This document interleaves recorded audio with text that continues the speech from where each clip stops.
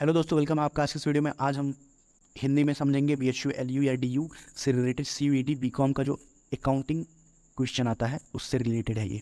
उसके कुछ क्वेश्चंस हैं। अगर आपको ये वीडियो अच्छा लगेगा तो हम और भी क्वेश्चंस लाएंगे जिससे आपको बहुत ही हेल्प मिलेगा अपनी प्रिपरेशन को लेकर। तो चलिए स्टार्ट करते हैं। ये जो वीडियो है ये पहला इस चैनल पे हिंदी वीडियो है, तो आई होप आपको अच्छा लगेगा अकाउंटिंग से रिलेटेड हिंदी वीडियो। ओके, तो शुरू करते हैं। पहला क्वेश्चन है यानी कि 19 क्वेश्चन है।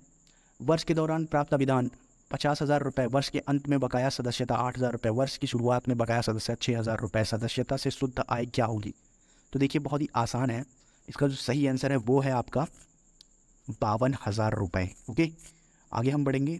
एक वर्ष के दौरान प्राप्त सदस्य 1,80,000, वर्ष के अंत में बकाया सदस्य 20,000, वर्ष के अंत में अग्रिम रूप से प्राप्त सदस्य 10,000, आय और व्यय खाते में जमा की जाने वाली सदस्यता की राशि कितनी होगी?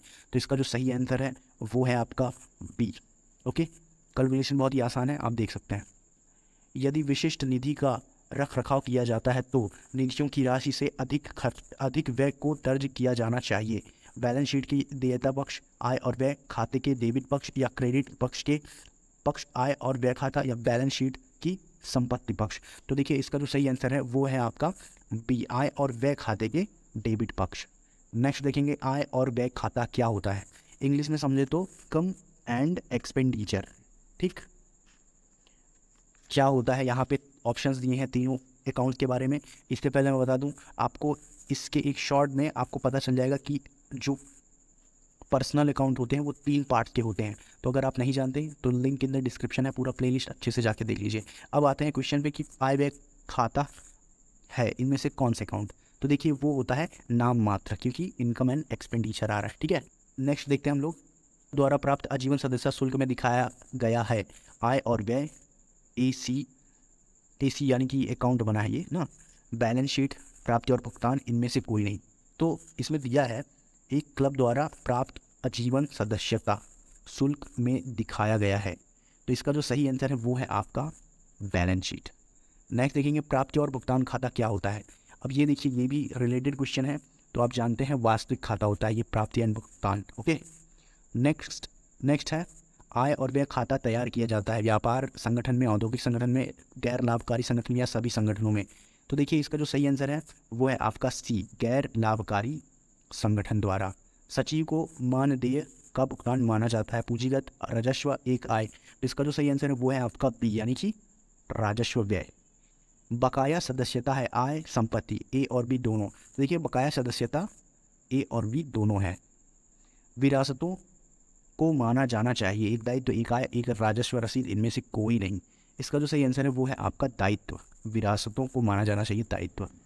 नेक्स्ट देखेंगे, गैर व्यापारिक संस्थाओं में देनदारियों से अधिक संपत्ति को कहा जाता है कैपिटल फंड, कैपिटल या प्रॉफिट या नेट प्रॉफिट। इसका जो सही आंसर है वो है कैपिटल फंड। ओके, नेक्स्ट है, एक गैर व्यावसायिक प्रतिष्ठान के लिए भुगतान किया जाना मानदेय है आय, व्यय या संपत्ति, इनमें से कोई नहीं। तो एक व्यय इज द राइट आंसर होगा। गैर व्यापारिक प्रतिष्ठान बोला था ना। प्रवेश शुल्क जब तक अन्यथा ना कहा गया हो के रूप में माना जाता है। तो देखिए प्रवेश शुल्क जो होता है वो राजस्व आय होता है। ओके, विशिष्ट दान, विशिष्ट दान क्या होता है? आप जानते हैं विशिष्ट दान पूंजीगत होता है। ओके, नेक्स्ट देखेंगे, आय और व्यय खाता निम्नलिखित के लेन देन को रिकॉर्ड करता है। तो ये देखिए केवल राजस्व प्रकृति को रिकॉर्ड करता है। नेक्स्ट देखेंगे, एक क्लब द्वारा प्राप्त आजीवन सदस्यता शुल्क क्या होता है? यहाँ पे दिया है देखिए राजस्व, पूंजीगत, ए बी दोनों। तो देखिए इसका जो सही आंसर है वो है बी, यानी कि पूंजीगत रसीद। नेक्स्ट देखेंगे, पूंजी प्रकृति की सभी प्राप्तियाँ किस में दर्शाई जाती हैं? पूंजी प्रकृति की सभी प्राप्तियों को कहाँ लिखा जाता है? इसका सही आंसर है बैलेंस शीट, यानी कि बी में। प्रकृति में रजिस्टर की सभी वस्तुओं को दिखाया गया है इन दोनों, आय व्यय या बैलेंस शीट। इसका जो सही आंसर है वो है ए। नेक्स्ट है, निम्नलिखित में से कौन सा एक गैर लाभकारी संगठन है? तो आप जानते हैं कॉलेज, स्पोर्ट, मारुति उद्योग अस्पताल। तो इसका जो सही आंसर है वो है सी, यानी कि मारुति उद्योग। एक क्लब द्वारा अग्रिम रूप से प्राप्त सदस्यता को बैलेंस शीट पर दिखाया जाता है, वो है आपका देयता पक्ष, बैलेंस शीट में दिखाया जाता है। निम्नलिखित में से कौन सा एक आय नहीं है? आय आप जानते हैं इनमें से डी जो है नहीं है। गैर व्यापारिक चिंताओं में अधिकांश लेन देन, अब ये क्या है? इसका A is the right answer होगा, यानी कि नगद में।